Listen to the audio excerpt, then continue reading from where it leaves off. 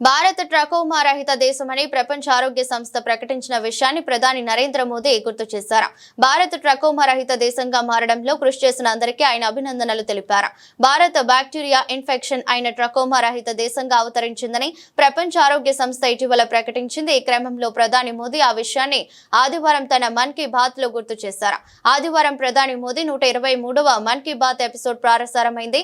ఈ సందర్భంగా మాట్లాడుతూ జూన్ 21న జరిగిన యోగా డే కార్యక్రమంలో దేశంలోనే కాక ప్రపంచ వ్యాప్తంగా లక్షల మంది పాల్గొన్నారని అన్నారు. దాదాపు 10 ఏళ్ల క్రితం మొదలైన ఈ కార్యక్రమం ఏటేటా మరింత విస్తరిస్తుందని చెప్పారు. చాలా మంది యోగాను తమ జీవితంలో భాగం చేసుకుంటున్నారని తెలిపారు. 50 ఏళ్ల క్రితం దేశంలో ఎమర్జెన్సీ విధించిన వాళ్ళు రాజ్యాంగాన్ని హత్య చేయడంతో పాటు న్యాయ విభాగాన్ని బానిసగా మార్చుకోవాలనుకున్నారని ప్రధాని మోదీ విమర్శించారు. నాడు జార్జ్ ఫెర్నాండెస్ ను సంఖ్యలతో బాధించారన్నారు. కానీ భారత ప్రజలు శక్తివంతమైన వారు కావడంతో ఎమర్జెన్సీ తొలగిపోయిందని చెప్పారు. దానిని విధించిన వారు ఓడిపోయారని గుర్తు చేశారు. మొరార్జీ దేశాయ్, వాజ్పేయి, బాబు జగజీవన్ రామ్ లాంటి నేతల ప్రసంగాలను మోదీ వినిపించారు. ఎమర్జెన్సీపై పోరాడిన వారిని ఖచ్చితంగా గుర్తుపెట్టుకోవాలని అన్నారు. विश्व स्वास्थ्य संगठन और ILO यानी इंटरनेशनल लेबर ऑर्गेनाइजेशन ने देश की इन उपलब्धियों की भरपूर सराहना की है। पहली उपलब्धि तो हमारे स्वास्थ्य से जुड़ी है। आप में से बहुत से लोगों ने आंखों की एक बीमारी के बारे में सुना होगा, ट्रैकोमा। ये बीमारी बैक्टीरिया से फैलती है। एक समय था जब ये बीमारी देश के कई हिस्सों में आम थी। ध्यान नहीं दिया जाए तो इस बीमारी से धीरे धीरे आंखों की रोशनी तक चली जाती थी।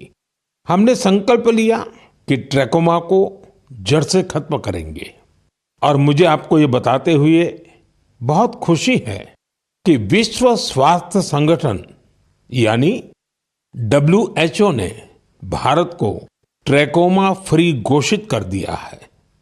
अब भारत ट्रैकोमा मुक्त देश बन चुका है। ये उन लाखों लोगों की मेहनत का फल है जिन्होंने बिना थके, बिना रुके इस बीमारी से लड़ाई लड़ी। जन भागीदारी की शक्ति से बड़े बड़े संकटों का मुकाबला किया जा सकता है। मैं आपको एक ऑडियो सुनाता हूं। इस ऑडियो में आपको उस संकट की भयावहता का अंदाजा लगेगा।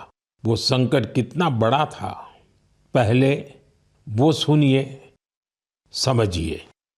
आखिर ये जो जुल्म हुआ 2 साल तक, जुल्म तो 5-7 साल से शुरू हो गया था, मगर वो शिखर पर पहुंच गया है 2 साल में जब इमरजेंसी लोगों पर ठोक दी और अमानुषी बर्ताव लोगों के साथ किया गया। लोगों के स्वतंत्रता के हक छीन लिए गए। अखबारों को कोई स्वतंत्रता न रही। न्यायालय बिल्कुल निर्बल बना दिए गए और जिस ढंग से 1 लाख से ज़्यादा लोगों को जेल में बंद कर दिए और फिर अपने मनमानी राज की ओर से होती रही, उसकी मिसाल दुनिया के इतिहास में भी मिलना मुश्किल है। साथियों, ये आवाज देश के पूर्व प्रधानमंत्री श्रीमान मोरारजी भाई देसाई की है। उन्होंने संक्षेप में लेकिन बहुत ही स्पष्ट तरीके से इमरजेंसी के बारे में बताया।